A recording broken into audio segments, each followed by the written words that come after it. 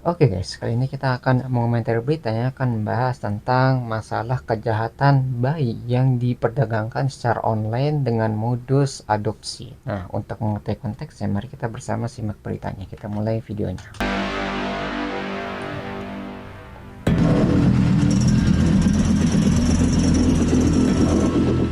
Praktik keji sindikat perdagangan bayi yang beroperasi di Kecamatan Medan Johor, Diperdagangkan tuh Kota ya. Medan, Sumatera Utara dibongkar aparat kepolisian. Sindikat tersebut memanfaatkan media sosial seperti TikTok sebagai sarana promosi dengan modus berkedok layanan adopsi anak.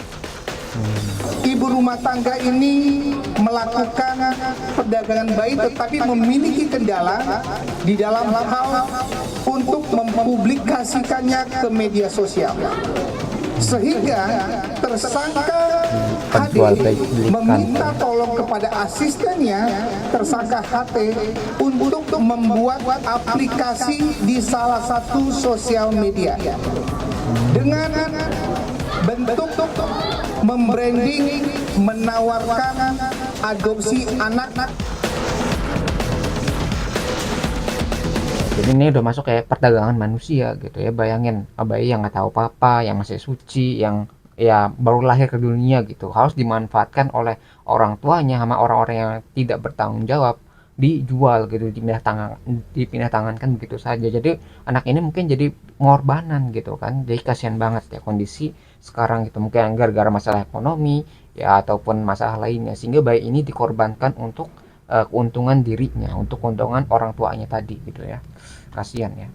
Kasus ini, polisi menangkap 9 pelaku yang memiliki peran masing-masing dalam sindikat perdagangan bayi. Lalu, bagaimana kasus ini bisa terungkap? Terungkapnya kasus ini berawal dari laporan masyarakat ke Polrestabes Medan yang menemui sejumlah perempuan hamil yang kerap datang ke salah satu rumah kontrakan di Jalan Kampung Tengah Medan.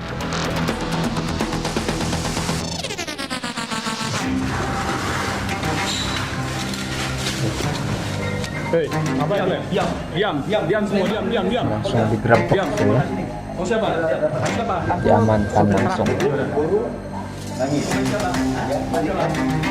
tahu kan? Ini kan? Jangan itu pegang. Setelah diselidiki, polisi pun menangkap pelaku BS yang berdasarkan informasi awal disebut disekap. Namun ternyata BS sedang menunggu proses persalinan dan bayi akan dijual dengan modus adopsi. Berapa? Berapa bayi? Kau jujur berapa bayi yang terjual? Ini semua bukti-bukti udah ada, ini semua ada ya. Ini ketiga.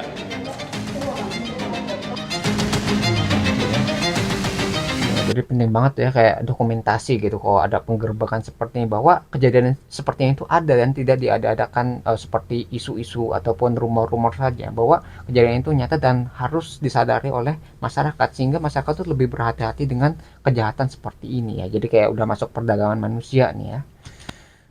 Hasil pengembangan, polisi kemudian menggerebek sebuah hotel di Kota Medan. Di lokasi ini, petugas kepolisian mengamankan para pelaku lainnya beserta 2 bayi yang menjadi korban perdagangan.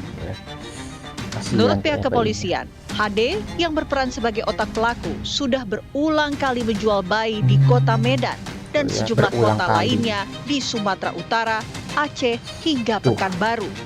Di Para pelaku berbagai tempat tuh ya, berarti emang sudah profesional di sini, nggak cuma sekali tapi berkali-kali gitu, dan di berbagai tempat. Berarti udah kayak profesional ini ya, kejahatannya udah ahli lah di bidang seperti ini. bayi dengan harga yang variatif, mulai dari 9 juta hingga 25 juta rupiah.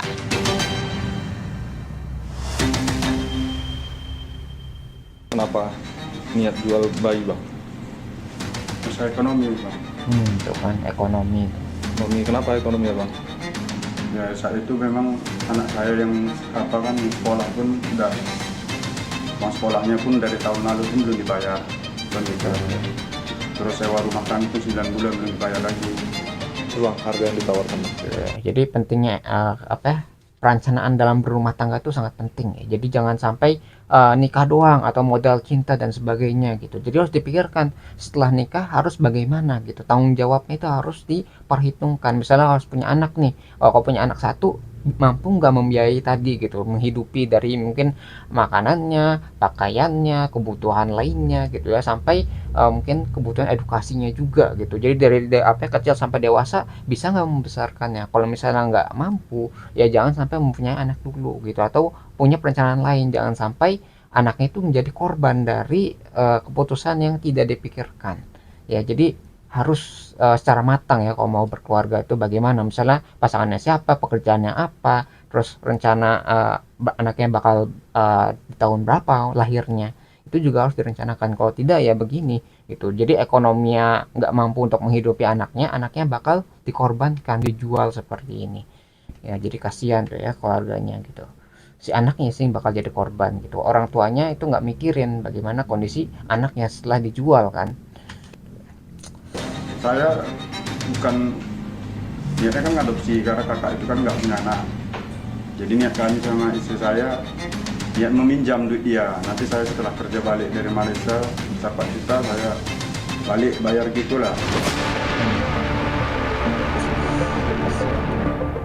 Para pelaku tinggal di rumah kontrakan selama hampir 6 bulan secara tertutup dan tanpa bersosialisasi dengan warga sekitar.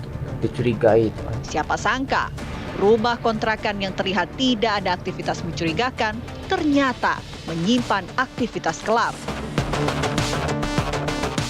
Keseharian yang orang-orang ngontrak itu dia jarang terbuka bang ya, cuman sekedar ya kebersihan biasa-biasa aja lah, seperti kayak kadang cuman pakaian ataupun apa yang aslinya dia jarang keluar rumah lah. Lama kejadian itu sih nggak ada sih aktivis karena kan seperti rumah kontrak ini biasa lah, kepikir kami kan orang-orang biasa lah, ibu hamil atau kenapa kan. Kalau selain dari itu nggak ada lagi. Tapi memang tiap hari ada orang datang. Kalau tiap hari orang datang nggak ada sih, cuman dia kadang sebulan itu kayak ada orang perempuan berganti lah, ibu hamil yang dibawa seperti yang kayak dibilang ada ketuanya lah gitu. Kalau mungkin aslinya dia nggak ada berganti tiap hari, per bulan dia bang. Kriminolog menilai para pelaku menggunakan media sosial sebagai sarana promosi karena mudah digunakan, jangkauannya luas, dan relatif aman. Namanya rational choice theory, yaitu pelaku itu memilih cara yang murah, karena bagaimanapun juga ketika dia menggunakan TikTok ini tidak menggunakan atau tidak mengeluarkan biaya apapun karena tidak perlu merekrut siapapun. Yang kedua, cara yang digunakan itu relatif cepat karena jangkauannya luas dan real time. Jadi bisa menjangkau tidak hanya orang-orang warga-warga lokal, tetapi dia bisa menjangkau dari luar daerah bahkan dari negara yang lain. Nah, yang ketiga, karena relatif aman, karena ada kamuflase konten sosial. Jadi mereka merasa bahwa ini hanya konten sosial, ada dan mereka yang offernya. menjual itu adalah menawarkan sendiri, datang sendiri, tidak melalui perekrutan yang rumit. Nah, ini memudahkan para pelaku untuk melakukan perdagangan bayi ini. Ya, jadi kayak media sosial tuh kayak pedang bermata dua. Ketika dimanfaatkan untuk hal yang positif, itu bisa menjadi hal yang positif juga, tergantung dari penggunaannya. Kalau misalnya dari sesuatu yang negatif, ya, bisa dibuat kejahatan seperti ini, ya untuk memperdagangkan manusia. Dan ini dalam khususnya yaitu masalah bayi tadi, gitu. Jadi itu bayi jadi barang dagangnya, itu bakal berbahaya sekali karena udah masuk ke perdagangan manusia. Ya, jadi itu positif dan negatifnya dari media sosial, tergantung siapa yang menggunakan media sosial tersebut, karena ya itu alat gitu, siapa yang megang itu yang akan berpengaruh gitu kan. Hingga kini, polisi masih mendalami kasus ini. Polrestabes Medan juga membuka kemungkinan adanya jaringan yang lebih luas, termasuk hingga tingkat internasional. Bahaya sekali. Untuk mencegah sindikat jual beli bayi memerlukan sinergi penegakan hukum yang tegas dan kepedulian masyarakat. Dengan menutup celah ekonomi dan administratif, ruang gerak sindikat dapat dipersempit demi menjamin keselamatan hak hidup anak. Ya, moga inilah ketangkep semua dan bisa dihilangkan dari Indonesia gitu. Apalagi kalau misalnya ini udah terhubung sama kejahatan di internasional gitu. Jadi nggak cuma di Indonesia, mungkin di luar negeri juga ada. Itu akan lebih sulit lagi untuk dipecahkan dan harus bekerja sama negara lain. Nah, karena ini di luar kekuasaan dari Indonesia gitu. Kalau Indonesia bisa, ya kalau bisa dihilangkan dari negara ini, karena yang bakal jadi korban tadi kan si bayi tadi yang nggak tahu apa-apa, yang nggak punya dosa, yang baru dilahirkan, ya harus dikorbankan oleh orang tuanya dan dipindah tangankan begitu saja. Entah bagaimana nanti nasib si bayinya itu ya, apakah akan menjadi bahagia ataupun tidak, ya kasihan juga kan gitu ya, dipindah tangankan begitu saja. Nah, itu yang harus kita pelajari. Mudah-mudahan kejadian ini bisa diselesaikan dan tidak terjadi lagi di Indonesia. Nah, mungkin tim bisa kita pelajari dari berita ini. Kalau kalian tertarik dengan sumber beritanya, link sudah saya cantumkan di deskripsi video. Mungkin sekian yang bisa saya sampaikan. Semoga video bisa bermanfaat. Kurang lebih mohon maaf. Kita ketemu lagi di pembahasan selanjutnya, insya Allah.